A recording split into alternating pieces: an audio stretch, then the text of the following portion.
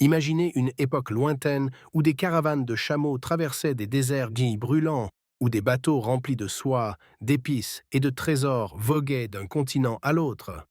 Vous avez sûrement entendu parler de la route de la soie. Mais saviez-vous que l'Afrique était une pièce maîtresse de cette grande aventure commerciale? Suivez-nous dans ce voyage où nous dévoilerons les secrets et la richesse des échanges entre l'Afrique et le monde. Bien avant Marco Polo ou les grandes explorations européennes, les commerçants africains parcouraient le Sahara, cette mer de sable infini. Ces routes reliaient des villes prospères comme Tombouctou, reliant l'Afrique du Nord aux terres d'or du Sud. Ici, les hommes échangeaient non seulement des biens, mais des savoirs, des histoires et des rêves. L'or d'Afrique était comme un aimant attirant des commerçants venus d'aussi loin que la Perse et l'Inde. C'est cet or qui a fait la richesse de cités légendaires comme Tombouctou et Gao.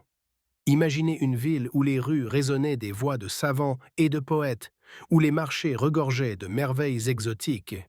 L'or africain n'était pas seulement un métal précieux, il était la promesse de pouvoir, de savoir et de prospérité. Sur la côte est-africaine, dans des ports comme Zanzibar, un autre monde s'ouvrait.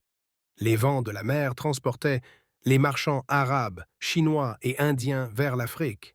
Ici, ils échangeaient épices, tissus et histoires.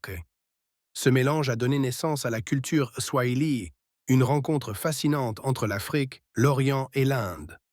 Mais ce commerce n'était pas seulement de l'or et des épices, il s'agissait aussi d'échanges de connaissances, des mathématiques, des arts de tissage, des instruments, et même des traditions orales traversaient les frontières. Chaque échange enrichissait les deux cultures, comme des rivières qui se rejoignent et se mélangent. Si vous aviez visité un marché africain à cette époque, vous auriez été enveloppé d'un parfum d'épices enivrant, clous de girofle, cannelle, gingembre. Ces trésors culinaires, soigneusement récoltés, apportaient au plat une touche de magie, mais aussi des vertus médicinales précieuses.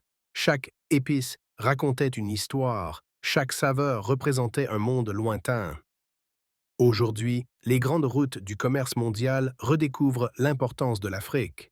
Avec des ports modernes et des voies ferroviaires en expansion, le continent devient un carrefour essentiel du commerce international.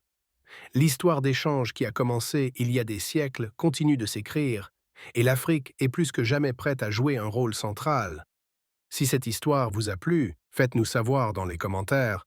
D'ici là, je vous dis à bientôt pour une autre histoire fascinante.